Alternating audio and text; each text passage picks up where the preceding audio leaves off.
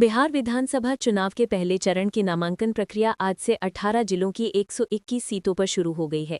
उम्मीदवार 17 अक्टूबर तक अपने नामांकन दाखिल कर सकेंगे। जिला प्रशासन ने सभी संवेदनशील क्षेत्रों में कड़ी सुरक्षा व्यवस्था की है। निर्वाचन आयोग ने शांतिपूर्ण प्रक्रिया सुनिश्चित करने के लिए अतिरिक्त बलों की तैनाती की है। एनडीए में सीट बंटवारे को लेकर आज बड़ी बैठक होने जा रही है, जिसमें समझौते पर अंतिम मुहर लग सकती है। बीजेपी और चिराग पासवान की एलजेपी के बीच चर्चा लगभग तय मानी जा रही है। सूत्रों के अनुसार एलजेपी को 26 सीटें मिल सकती हैं। दोनों दलों ने कहा कि वे मिलकर बिहार में सरकार बनाने को तैयार हैं। चुनाव के पहले चरण वाले जिलों में स्कूल, कॉलेज और अन्य शिक्षण संस्थानों को बंद रखने का आदेश जारी किया गया है। चुनाव आयोग का कहना है कि मतदान के दौरान भीड़ कम करने और सुरक्षा व्यवस्था के लिए ये कदम उठाया गया है। सभी शिक्षकों को चुनाव ड्यूटी में लगाया जाएगा। बेगूसराय जिले में खेत से एक युवक का शव मिलने से इलाके में सनसनी फैल गई। स्थानीय लोगों ने शव देखकर पुलिस को सूचना दी। मृतक की पहचान सचिन कुमार के रूप में हुई है। हत्या की आशंका जताई जा रही है और पुलिस ने जांच शुरू कर दी है। आसपास के लोगों से पूछताछ जारी है। शिवहर और कटिहार में पुलिस ने 2 बड़ी कार्रवाई करते हुए करीब 67 लाख रुपए की नकदी जब्त की है। शिवहर से 62 लाख और कटिहार से करीब 5 लाख रुपए बरामद किए गए हैं। पुलिस को शक है कि ये रकम चुनावी गतिविधियों में खर्च की जानी थी। जांच टीम ने इस सिलसिले में कई लोगों से पूछताछ शुरू कर दी है। सिवान में एसटीएफ ने छापा मारकर AK-47 समेत भारी मात्रा में अवैध हथियार बरामद किए हैं।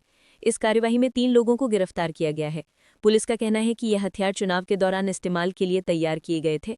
आरोपियों से पूछताछ में कई अहम खुलासे की उम्मीद की जा रही है। चिराग पासवान ने अब सीट बंटवारे पर लचीलापन दिखाते हुए 25 से 26 सीटों पर समझौते का संकेत दिया है। पहले वे 40 सीटों की मांग पर अड़े थे। बीजेपी के साथ उनकी बातचीत सकारात्मक रही और दोनों पक्ष जल्द गठबंधन का औपचारिक ऐलान कर सकते हैं। चुनाव आयोग ने बताया कि बिहार में 14,000 से अधिक मतदाता ऐसे हैं जिनकी उम्र 100 वर्ष से अधिक है। आयोग इन वरिष्ठ नागरिकों के लिए घर घर जाकर मतदान की विशेष सुविधा देने की तैयारी कर रहा है। ये पहली बार है जब इतनी बड़ी संख्या में शताब्दी पार मतदाता दर्ज किए गए हैं। नालंदा विश्वविद्यालय में भारत वियतनाम बौद्धिक सम्मेलन का शुभारंभ हुआ है। 2 दिवसीय इस कार्यक्रम में दोनों देशों के विद्वान, भिक्षु और शोधकर्ता शामिल हुए हैं।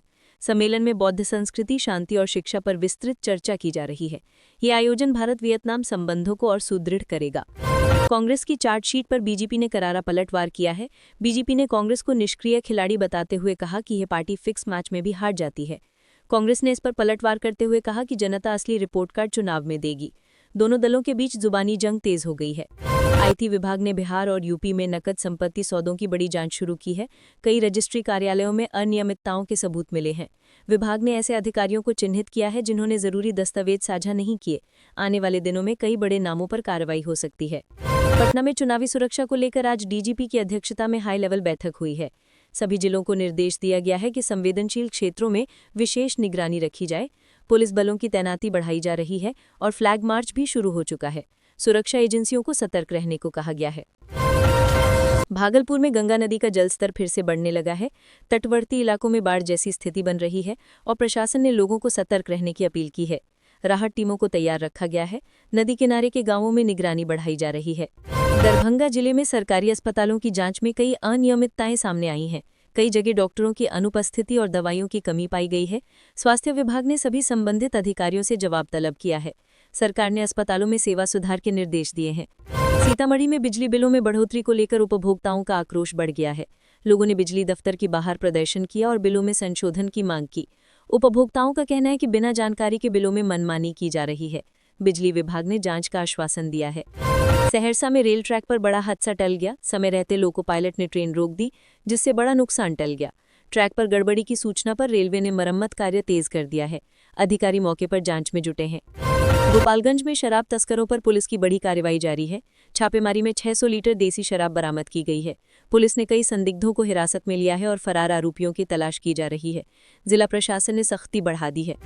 औरंगाबाद में अपराधियों ने देर रात एक व्यापारी से लाखों रुपए लूट लिए। वारदात के बाद बदमाश मौके से फरार हो गए। पुलिस ने इलाके की घेराबंदी कर तलाशी शुरू कर दी है। सीसीटीवी फुटेज के आधार पर अपराधियों की पहचान की जा रही है। पटना एयरपोर्ट पर सीआईएसएफ ने एक यात्री से 12 लाख रुपए नकद जब्त किए हैं। यात्री रकम के स्रोत का संतोषजनक जवाब नहीं दे सका। आयकर विभाग को सूचना दी गई है और जांच शुरू कर दी गई है। चुनावी सीजन में नकदी की निगरानी कड़ी कर दी गई है। मुजफ्फरपुर में डेंगू के मामलों में अचानक वृद्धि हुई है। स्वास्थ्य विभाग ने शहर में फॉगिंग और सफाई अभियान तेज कर दिया है। डॉक्टरों ने लोगों को मच्छर जनित बीमारियों से बचाव के उपाय अपनाने की सलाह दी है। नगर निगम ने हॉटस्पॉट क्षेत्रों की पहचान की है। नालंदा जिले में मंदिर से चांदी का मुकुट चोरी होने की घटना से श्रद्धालुओं में गुस्सा है। पुलिस ने सीसीटीवी फुटेज खंगालना शुरू कर दिया है। इलाके में सुरक्षा बढ़ाई गई है। श्रद्धालुओं ने आरोपी की जल्द गिरफ्तारी की मांग की है। पूर्णिया में मुख्यमंत्री नीतीश कुमार ने आज एक बड़ी जनसभा को संबोधित किया। उन्होंने कहा कि बिहार में विकास की गति को रुकने नहीं दिया जाएगा। नीतीश ने विपक्ष पर तीखा प्रहार करते हुए कहा कि जनता विकास चाहती है, वादे नहीं। समस्तीपुर में सड़क चौड़ीकरण परियोजना को लेकर स्थानीय लोगों ने प्रदर्शन किया। ग्रामीणों ने आरोप लगाया कि प्रशासन बिना मुआवजे दिए भूमि अधिग्रहण कर रहा है। मौके पर पुलिस तैनात कर स्थिति को नियंत्रण में किया गया। कटिहार में ट्रेन की टक्कर से एक हाथी की मौत हो गई, जिससे ग्रामीणों में आक्रोश फैल गया। वन विभाग की टीम मौके पर पहुंची और शव को पोस्टमार्टम के लिए भेजा। विभाग ने रेल प्रशासन से सुरक्षा उपायों को मजबूत करने को कहा। बक्सर में अपराधियों ने एक पुलिस जवान पर हमला कर दिया। घटना उस वक्त हुई जब पुलिस जवान गश्ती पर था। घायल जवान को गंभीर हालत में अस्पताल में भर्ती कराया गया है। पुलिस ने हमलावरों की तलाश शुरू कर दी है।